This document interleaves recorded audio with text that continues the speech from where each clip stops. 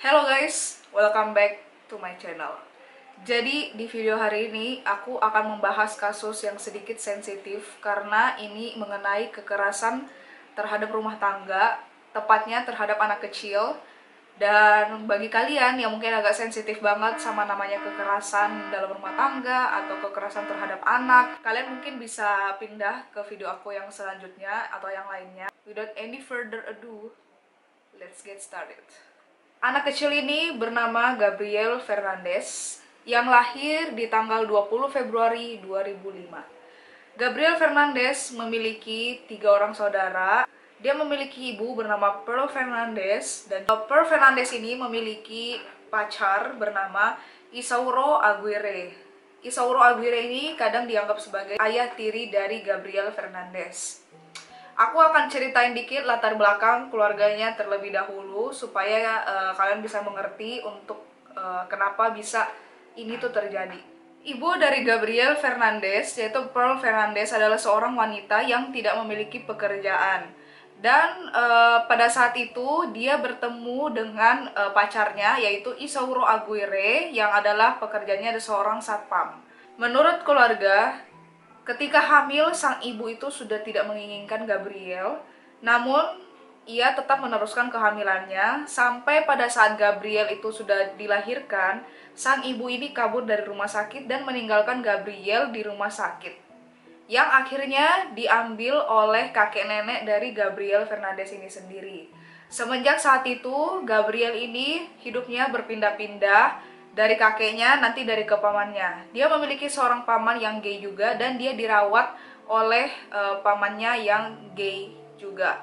Hubungan antara Gabriel dan kakek neneknya dan juga pamannya itu sangat baik, yang membuat akhirnya Gabriel itu tumbuh menjadi anak yang sangat baik, sangat rendah hati, sangat pokoknya anak yang sangat tulus gitulah. Keadaan ini berubah pada saat tahun 2012 ketika Gabriel Fernandez ini diambil kembali oleh ibunya, yaitu Pearl, dan memutuskan untuk Gabriel tinggal bersama dengan ibunya di apartemen yang terletak di Palmdale, California, LA.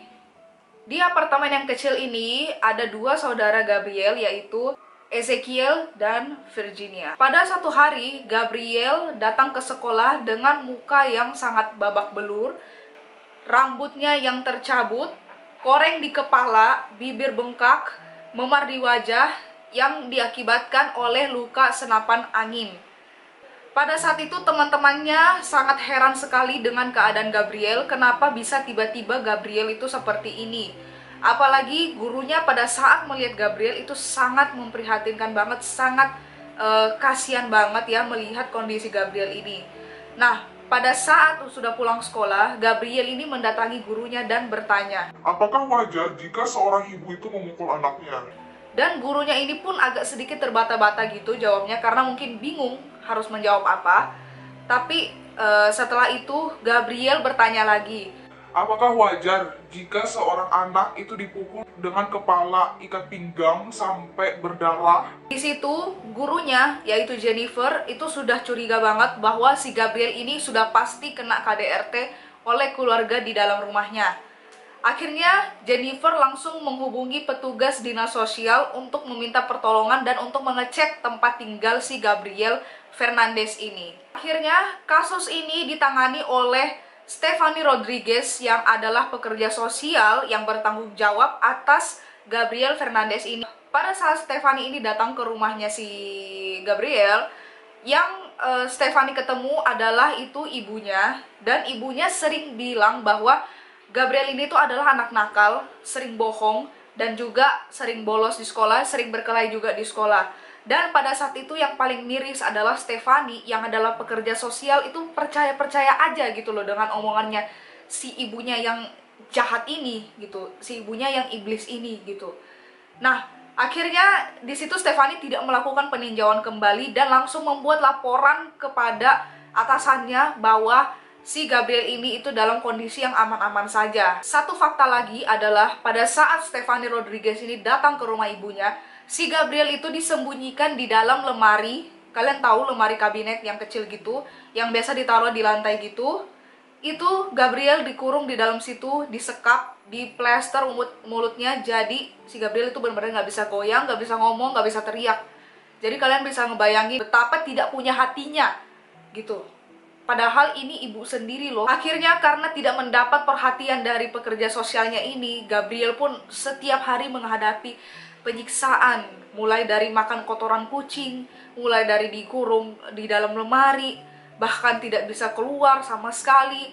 Bahkan dia dipukul, ditendang, diapain. Ini bahwa ceritanya ini tuh sebenarnya merinding banget, dan awalnya tuh aku nggak pengen sebenarnya bahas cerita ini karena sensitif banget dan aku nggak kuat gitu untuk bawa berita ini.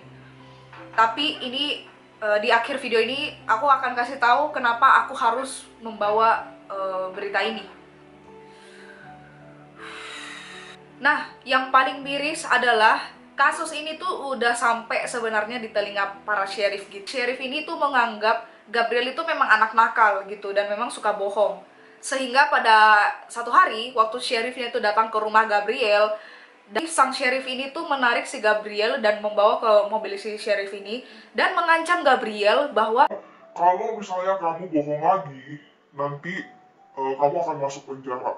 di situ kalian mengerti posisi Gabriel. Gabriel, seorang anak kecil berumur 7 tahun, diancam seperti itu. Menurut kalian apakah dia masih bisa ngomong? Pastinya dia udah gak tahu mau ngomong apa lagi. Padahal di sini dia yang disiksa gitu loh. Tapi gak ada yang peduli dia, gak ada yang mendengar suara hati dia. Akhirnya si Gabriel ini hanya bisa diam dalam kegelapan, disiksa setiap hari. Menurut dokumenter dari film Netflix ini, beberapa itu sebenarnya sudah berusaha untuk menolong, tapi terhalang oleh hambatan birokrasi. Di tanggal 23 Mei 2013, Gabriel ini mengalami koma. Ibu Gabriel dan ayah Gabriel ini tuh dipanggil ke ruang gawat darurat. Pada saat Gabriel melewati koma itu, akhirnya Gabriel sudah tidak bisa survive lagi. Akhirnya Gabriel meninggal. Disinilah baru terkuak semua kekejaman yang dilakukan oleh orang tuanya. Akhirnya di situ terkuak bahwa Gabriel ini itu sering banget disiksa. Bahkan seperti yang aku bilang dari tadi, dia itu pernah satu kali membersihkan kandang kucing, kotoran kucing. Lalu bapaknya ini datang mengencingi kotoran kucing itu. Lalu si Gabriel ini disuruh membersihkan. Kalau misalnya pasir ini tidak dibersihkan secara bagus atau secara rapi, secara bersih, maka Gabriel harus memakan kotoran pasir kucing ini.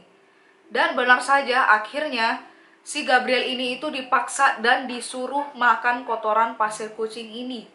Tempat tidur Gabriel itu bisa dibilang tidak ada, karena Gabriel itu setiap malam, bahkan setiap siang, setiap dia pulang sekolah, dia itu selalu dikurung di dalam lemari kabinet itu guys. Jadi benar-benar aduh, dia bahkan di borgol, jadi sama sekali nggak bisa bergerak ya, dan benar-benar nggak bisa berteriak juga gitu. Jadi aduh. Menurut kesaksian adiknya, yaitu Virginia ya, saudaranya, pada satu hari itu si Gabriel ini tuh pengen banget bermain sama Virginia ini, tetapi ketahuan oleh bapaknya. Lalu si Gabriel ini langsung dipukul habis-habisan banget dan melarang untuk Gabriel bermain sama Virginia.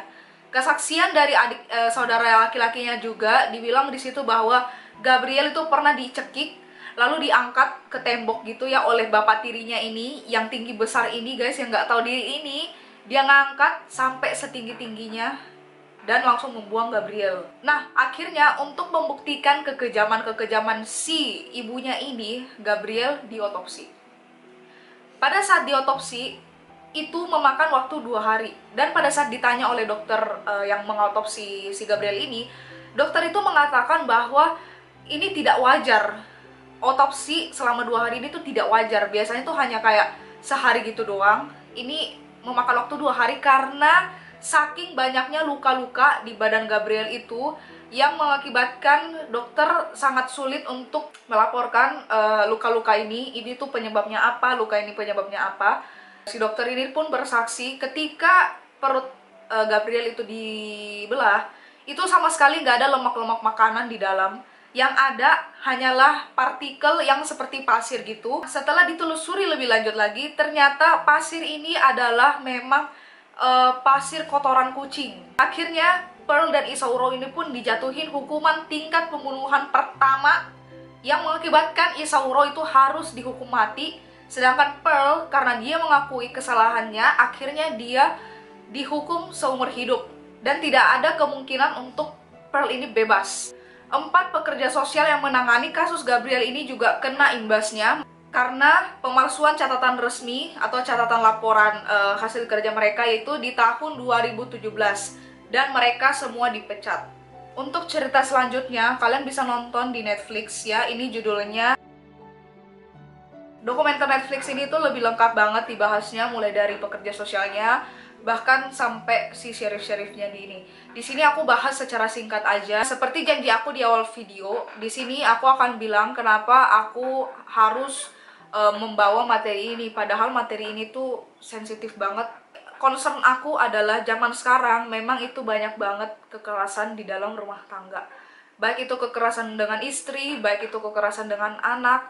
Tapi ingatlah guys, anak itu adalah titipan dari Tuhan. Jadi senakal-nakalnya anak, sedidik kerasnya kita terhadap anak, tidak masalah kita mendidik dia. Mendidik anak itu perlu, dan mendidik anak secara keras juga itu perlu. Tapi tidak perlu memakai kekerasan. Karena itu akan menghancurkan mental anak tersebut sekaligus gitu. Kalian tidak tahu apa yang dipikiran anak kalian di saat kalian itu memukul mereka gitu. Buat kalian nih, buat kalian para orang tua yang sudah terlanjur suka mukul anaknya nih, kalian coba lihat anak kalian lagi. Kalian coba pikir gitu. Apa sebenarnya anak kalian rasakan ini saat dia dipukul gitu.